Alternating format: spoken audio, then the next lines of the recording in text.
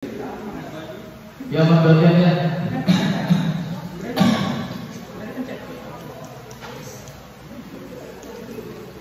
Kalau kemarin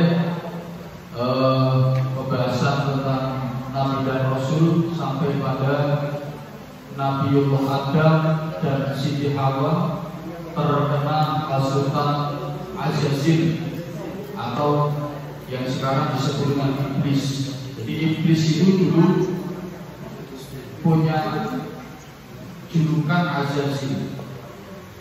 Bahkan Azazil itu termasuk makhluknya Allah yang dekat sekali dengan Allah, ya. Bahkan sering memimpin bala tentara malaikat.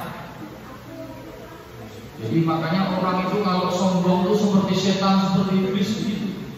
Merasa pintar, merasa amalnya banyak, merasa sholatnya paling khusyuk, merasa orang lain itu di bawahnya, itu berarti seperti ini. Karena dulu iblis itu derajatnya sangat tinggi sekali iblis itu derajatnya.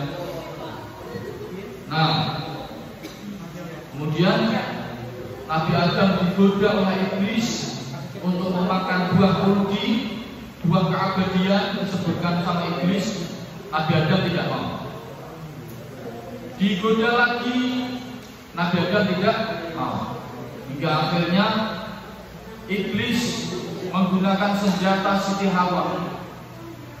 Ya, Siti Hawa dijadikan senjata untuk meraih Adam. Kamu kalau makan ini nanti bisa hidup abadi sama Adam. Kamu akan kekal selama-lamanya berdua, menjalin kasih dan asmara berdua, hidup kekal di tempat yang indah ini, di surga. Sambil Siti Hawa mungkin bermanja-manja, ya memaksa. Akhirnya apa? Hatinya Nabi Adam itu tergoda, sehingga Nabi Adam mengikuti keinginan kekasihnya untuk makan buah. Dimakanlah akhirnya buah itu. Nah, itu berarti Nabi Adam melanggar apa yang sudah ditentukan oleh Allah. Kemudian setelah itu kan Nabi Adam diberi sanksi atau punishment. Ayo lanjutkan ke sini, jangan ngobrol sendiri, ngobrol lain. Ngobrolnya nanti lagi. Ngobrol kayak bahasan ngobrol ini ditulis jadi novel misalnya. Kalau kan ngobrol, kamu setiap hari kan nulis pesan di WA atau itu coba kamu dari dulu pesan WA itu buat tulis itu jadi novel misalnya. Udah jadi penulis kamu. Ya, ngobrolnya nanti lagi. Dengarkan ngobrol lain. Di dalam surat Al-Baqarah ayat 36, fa'azallahuma syaitanu anha fa'akhrajahuma mimma kana fi. Lalu setan Azazil iblis menggelincirkan keduanya. Siapa itu? Keduanya itu siapa? Nabi Adam dan Siti Hawa. Darinya, sehingga keduanya dikeluarkan dari segala kenikmatan surga. Ketika keduanya ada di dalam surga itu, dibujuk untuk memakan buah khuldi, digelincirkan. Padahal tujuan iblis itu apa? Membuat Adam itu bersalah, kemudian mendapat hukuman dari Allah, sehingga apa? Wah, Adam sudah tidak lagi sebagai makhluk Allah yang paling mulia. Ya kan? Selain itu kemudian pasti Adam nanti akan diberikan hukuman oleh Allah. Kemudian wa kunna biku, aku baru wa kunna biku ba'dukum li ba'din aduun. Kami berfirman Allah, turunlah kamu. Nah, ini bar Adam makan buah khuldi langsung kami Allah berfirman, turunlah kamu. Turun kemana? Allah sudah menyediakan tempat namanya bumi. Sebagian kamu menjadi musuh bagi yang lain, serta bagi kamu ada tempat tinggal. Nah, jadi sudah difirmankan oleh Allah bahwa Nabi Adam dan Siti Hawa nanti anak turunnya itu akan ada yang saling bermusuhan, baik manusia dengan manusia maupun manusia dengan setan. Jadi banyak nanti saling bermusuhan, bahkan anaknya Nabi Adam itu Qabil dan Habil itu kan, ya kan? Nah, itu besok berarti Qabil dan Habil itu berantem gara-gara salah satu tidak mau dinikahkan, maunya memilih. Tapi kan anak cucunya Nabi Adam itu sudah satu pasang-pasangan. Ya, jadi misalnya AB itu satu saudara, itu tidak boleh nikah, harus menikah dengan pasangan yang lain, silang. Yaitu syariat dulu karena belum ada manusia. Walakum fil aku baru gak sembuh-sembuh. Tapi ngamuk aku didoakan biar sembuh.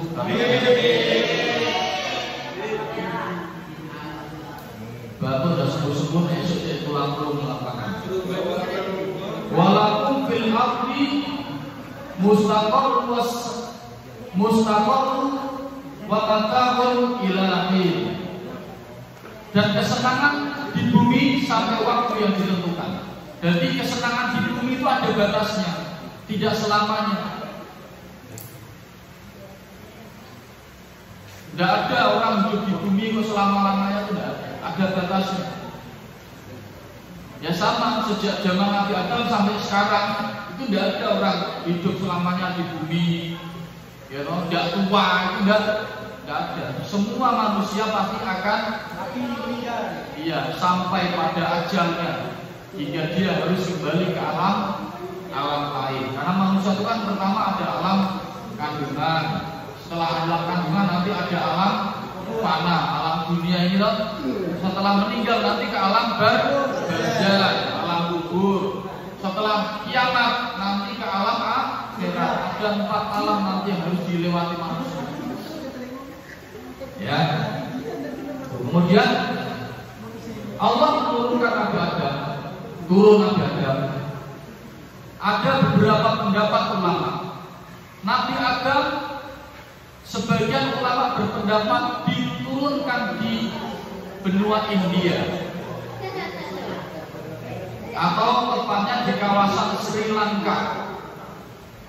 Jadi di benua India, tepatnya di kawasan Sri Lanka. Ada juga yang menyebut di Jabal Rahmah, Arab Saudi. Jadi Nabi Adam saka swarga didongkene bumi, itu ada yang mengatakan di benua India, Sri Lanka. Ada juga sebagian yang mengatakan di Jabal Rahmah di Arab Saudi. Itu Nabi Adam. Beda dengan Siti Hawa. Jadi diturunkan yang suatu orang harus gendengan sampai bumi bersama sudah.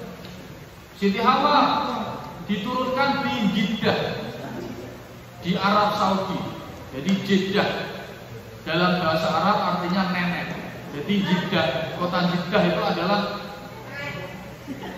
merujuk pada Siti Hawa sebagai ibu dari umat manusia, nenek. Jadi artinya nenek kurang nenek, ibu dari umat manusia. Bapak dari umat manusia siapa? Ibu siapa? Ya, nah, kemudian karena Nabi Adam dan Siti Hawa diturunkan ke bumi, itu tidak langsung bersama, berpisah lama.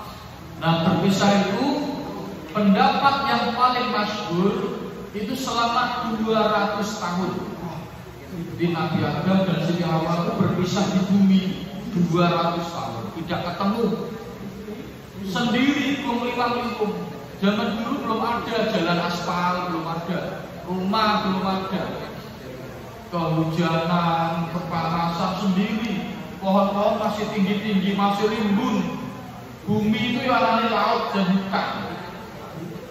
Selama 200 tahun. Nah, ayat cewek jangan sendiri ngobrol lagi.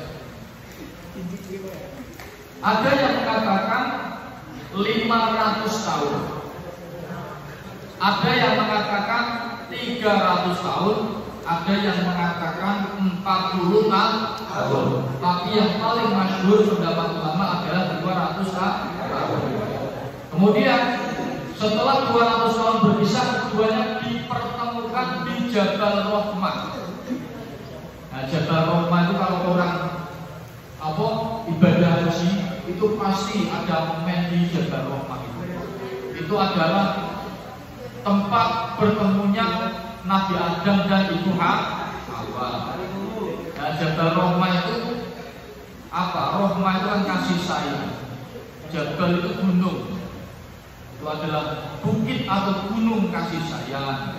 Atau kalau orang sana menyebut dengan bukit cinta. Bukit cinta. Itu tingginya sekitar 700 meter tingginya dari permukaan tanah. Lihat, itu adalah kisah tentang Nabi Adam dan Siti Hawa. Kemudian dikatakan terakhir, nggak usah banyak-banyak. Pelajaran yang bisa diambil dari kisahnya Nabi Adam itu apa? Dari mulai Nabi Adam diciptakan, dihasut oleh iblis, makan buah kuldi, kemudian dikasih punishment atau hukuman oleh Allah, diturunkan ke bumi, itu apa? Yang pertama adalah tentang ujian dan kesabaran. Ya, jadi manusia, anak ibu dunia Nabi Adam, kita semua manusia itu tidak akan pernah lepas dari yang namanya ujian. Jadi coba kira sing ujian hidup itu kan kok. Ya loh. Dan ketika kita diberi ujian oleh Allah, kita harus bersabar. Karena sabar merupakan nilai ibadah. Nilai ibadah. Innallaha ma'as-sabirin. Sesungguhnya Allah itu bersama orang-orang yang sabar, menyayangi orang-orang yang sabar. Yang kedua, taubat. Harus taubat. Orang kalau punya salah nggak boleh tidak taubat, harus taubat. Apalagi manusia itu tempatnya salah dan lupa. Nggak ada manusia yang maksud sempurna, nggak pernah dosa, nggak ada.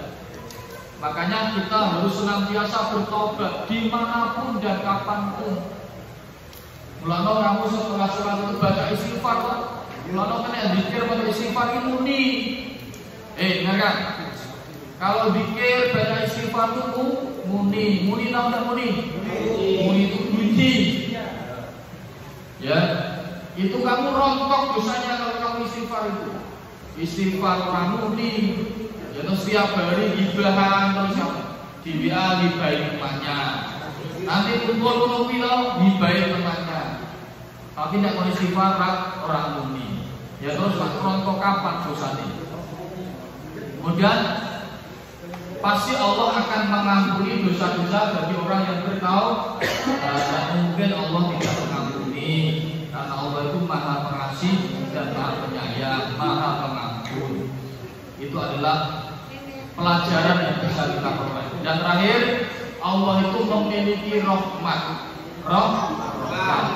memiliki banyak kesempatan, belas kasihan, kasih sayang kepada semua hamba-hambanya. Ya toh, baik yang manusia maupun bukan manusia. Itu pohon saja, itu pohon yang diem, tidak berpindah-pindah, saja itu dikasih makan sama Allah. Hujan datang sendiri, air merembas dari dalam tanah datang sendiri. Apalagi kita manusia yang bekerja, yang belajar, pasti Allah akan mencukupi. Itu cicak itu kan di dinding tidak bisa terbang. Dia makannya apa? Nyamuk. Padahal nyamuk bisa terbang. Coba. Padahal itu apa? Nggak bisa terbang tuh cicak kan? Tapi makannya bisa terbang. Itu adalah pelajaran yang bisa kita ambil dari kisahnya Nabi Adam alaihissalam. Ada pertanyaan? Cukup? Baik, mari kita akhiri dengan membaca surah Al-Fatihah. Al-Fatihah. Bismillahirrahmanirrahim. Alhamdulillahirabbil alamin arrahmanir rahim maliki yaumiddin. Iyyaka na'budu wa iyyaka nasta'in ihdinas siratal mustaqim. Shiratal ladzina an'amta 'alaihim ghairil maghdubi 'alaihim waladdallin.